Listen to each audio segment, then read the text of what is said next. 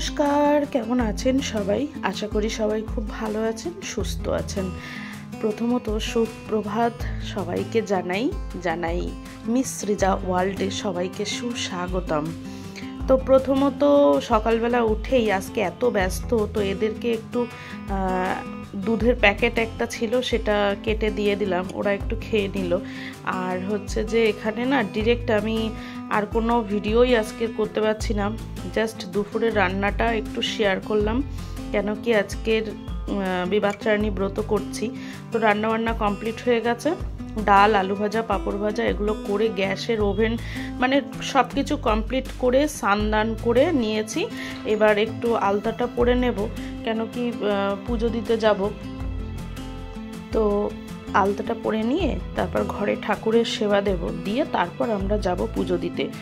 আমাদের পাড়ায় একজন আছে, মানে তার বাড়িতে আর কি মা ভবতারিণীর রূপে আছে, তো ওখানেই আর কি পুজোটা আমরা দিই, প্রত্যেকটা বছরই ওখানেই দিই। তো এই যে আলতা পরা কমপ্লিট হয়ে গেছে। আর যে রান্নাবান্নাগুলো দেখেছেন ওটা হচ্ছে ওর বাবাই আর ছেলে মেয়েদের জন্য। তো এই যে চলে এলাম ঠাকুরের এখানে, আমার সেবা দেওয়া কমপ্লিট হয়ে গেছে। আর দেখুন 13 রকম ফুল লাগে, তো ফুলগুলোও সোনু তুলে এনে দিয়েছে। তো দেখেছেন, এই দেখুন, অ্যাকচুয়ালি আমার বাড়িতেই 13 রকম ফুল হয়েই গেছে দেখছি, কোথাও আর কিছু করতে হয়নি, যেতে হয়নি। তা নইলে অন্যবার শাশুড়ি মাকে বলি যে কোথা থেকে কোনো ফুল এনে দিন। তো এখন বাড়িতে 13 রকমের ঊর্ধ্বে ফুল মোটামুটি আছে, তো ঈশ্বরের কৃপায়। তো কি বলুন তো, বাড়িতে ফুল থাকলে তাহলে আর এদিক ওদিক ছোটাছুটি করতে হয় না, সব রকম ফুল মোটামুটি পেয়েছি। আর এখানে মেয়ে ছেলে এরা দুজন মিলে দেখুন, আমার মেয়ে হচ্ছে যে ওই যে তাগা যে বাঁধতে হয় লাল সুতো দিয়ে, দুব্বো দিয়ে, তো ও তাকার সুতোটা রেডি করছে, 13টা সুতো দিতে হয়। আর এখানে সোনু হচ্ছে দুব্বগুলো কেটে দিচ্ছে, যাতে করে একটা সুন্দর মানে সাইজ অনুযায়ী যেন। এই দেখুন, মেয়ে এই মাত্র জাস্ট একটা রেডি করলো। তো এই যে ও এই কাজগুলো করে বলে আমার অনেক সুবিধাও হয়। তো ওকে বললাম যে ফলগুলো এবার ঝুড়ির মধ্যে গুছিয়ে নাও, 13 রকম ফল, 13টা মিষ্টি আর 13 রকম ফুল তো আপনাদের সাথে দেখালামই। আর এখানে ময়দা, সুজি যেগুলো যা নিতে হয়, তো আমি ওকে বললাম সব প্যাকেট শুদ্ধ ধরে না নিয়ে তুমি হচ্ছে যে একটা পেপারের মধ্যে করে ওই চিনি ময়দা সব রকম দিয়ে মিশিয়ে নিয়ে চলো, ওটাই এসে মেখে নেব। তো এখানে এই যে সুতো, তারপরে পান, সুপারি সব 13টা করে আর কি। আর এই যে 13 রকম মিষ্টি, সব কিছু রেডি হয়ে গেছে। তো আমরাও রেডি হয়ে গেছি মন্দিরে যাওয়ার জন্য। তো আছে বলেই আমি যা হোক পারি এইসব উপোস করতে, কেন কি উপোস করে সংসারে কাজকর্ম করে আমি এমনি পেরে উঠি না, তার মধ্যে এইসব উপোস করতে সব কিছু একসাথে গুছিয়ে নিতে খুব অসুবিধা হয়ে যেত। সত্যি আমার মেয়ের জন্যই হয়তো আমি এতটুকু হলেও পারি, এই যে ইউটিউবে কাজ করা বলুন এবং সংসারে কাজ বলুন সবটুকু ও আমার সাহায্য করে বলেই আমি পারি। তো যাই হোক, হচ্ছে যে বৃষ্টি, বাইরে বেরিয়েই দেখছি বৃষ্টি হচ্ছে, সোনুকে বললাম একটা ছাতা নিয়ে আয়। তো আমরা এই দোকানটাতে দাঁড়িয়ে আছি, থামলেই বেরাবো। এই যে বৃষ্টিটা থেমেও গেছে, বৃষ্টিটা আজকে থেকে হচ্ছে জানেন। তো আমরা ব্রাহ্মণ কাকুর বাড়িতে চলে এসেছি, এখানে নিত্য পুজোটা হয় আর কি। তো এই যে উনি এই যে মায়ের রূপটা দেখছেন, এখানে মূর্তি করে রাখা আছে। কাকুর বাড়িতে আর কি নিত্য পুজো হয়, প্রতিদিনই উনি পুজো দেন। তো আমরা এখানেই আসি, পুজো দিই এখানেই। তো এই যে পুজো সব কিছু হয়ে মানে রেডি হয়ে গেছে, আর আমিও চলে এসেছি। তো কাকু এবার একটু গুছিয়ে নিচ্ছে।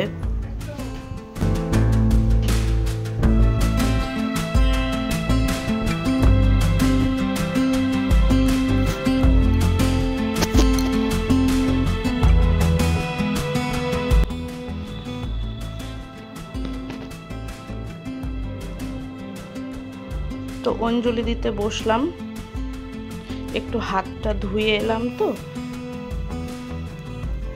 তো এই যে কাকু আবার হাতে গঙ্গার জল দিয়েছেন, তো এটা দিয়েও হাতটা ধুয়ে নিলাম।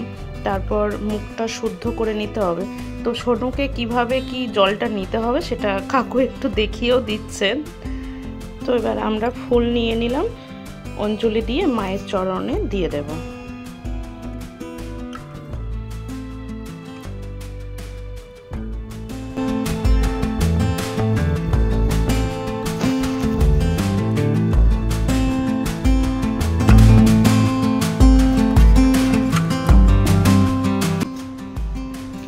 তো এবার মায়ের চরণে ফুলটা দিয়ে দিলাম। আমাদের অঞ্জলি দেওয়া শেষ, পুজো আরেকটু যেটা লাস্ট পুজো হয় সেটা হয়ে আর কি।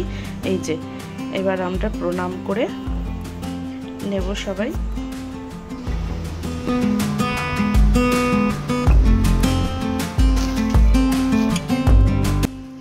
এই যে চরণামৃত দিয়ে দিয়েছেন। তো এবার হচ্ছে ব্রাহ্মণ কাকুর হাতে ওই যে 13টা দুব্ব, তারপরে উনিও আমার হাতে বেঁধে দিয়েছেন আর আমিও ওনার হাতে বেঁধে দিলাম। 13টা ফল, 13টা মিষ্টি, মানে যে যা 13টা করে এনেছি, 13টা পান, 13টা সুপারি, সবটাই আর কি এই যে পুজোর পরে ব্রাহ্মণ কাকুকে দিয়ে যেতে হয় হাফ হাফ করে, মানে আমরা হাফ নেব, কাকুদের হাফ দিয়ে যাব। তো এই যে এইভাবে সবাই এখানে দিয়ে গেছে আর আমিও এই দিয়ে দিলাম। তো সবাই আমার আগেই আর কি পুজো, যে যখন এসছে তখন আর কি কাকু তাকে পুজোটা আর কি করিয়ে দিয়েছে। তো আমরা বাড়ির পথে ফিরছি, তো দেখুন দুটো বিড়াল কি করছে। আমার মেয়ে আবার তাড়া দিয়েছে, ভয়তে পালিয়েছে। তো বাড়ি এসেই আমি ভাবলাম যে একটু চা অন্তত খাই, কেন কি আর পারা যাচ্ছে না। তো এই যে চা খেতে চলে এসেছি, এখন একটু লিকার চাই বানিয়ে নিলাম। চলুন, ওইদিকে মেয়েকে বলেছিলাম ময়দাটা মাখতে, তো ও আমার কাছে জিজ্ঞেস করছিল যে পুজো দিয়ে যে ময়দাটা এনেছি সেটা, আমি বললাম ওর মধ্যেই ঢেলে দাও, দিয়ে একসাথে আর কি মেখে নাও। তো এটাই আর কি সবাই আমরা প্রসাদ রূপে পেয়ে যাব। তো দেখুন ওর একটু অবস্থা। আমি যে ওকে ক্যামেরা করছি সেটা যখন খেয়াল করবে না, তখন একটু অবস্থাটা দেখবেন ওর। তবে চাটা খেয়ে না অনেকটা ভালো লাগছে। তো দেখেছেন ওর অবস্থা। আমি বলছি দেখ, সবাইকে এটা আজকে ইউটিউবে শেয়ারই করব, তুই আমার হাতে এত কাজ করিস, না শেয়ার করলে হয়, তাই জন্য আর কি মুখে গামলাটা আটকে দিয়েছে। তো যাই হোক, এরপরে আমরা ফল প্রসাদ সবাই খেয়ে নিলাম একটু একটু করে, নেয়ার পরে তারপরে রান্নাঘরে চলে যাব।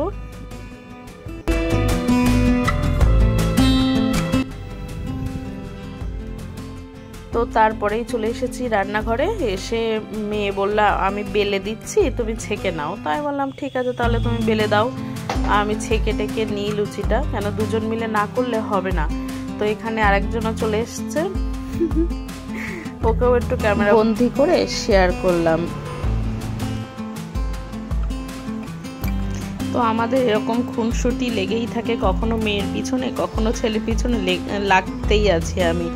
তো এই যে রেডি হয়ে গেছে আজকের প্রসাদ রূপে, এটাই আমরা দুপুরের লাঞ্চে, মানে আমি তো এটাই খাবো, ওদের তো ভাত ডাল ভাজা সবই দেখিয়েছি আপনাদেরকে, ওটা রয়েছেই। তো ওরা বলছে না আমরা এখন এটাই খাবো। আমি বললাম ঠিক আছে তাই খাও। তো এখানে আমার তো 13টা লুচি খেতে হবে, তো আমি হাফ হাফ করে নিয়ে নেব, ছোট ছোট করতে গেলে সময় লাগতো, তো ওই জন্য হাফ হাফ করে আমি 13টা কেটে নেব আর বাদ বাকিটা ওদেরকে দিয়ে দেব।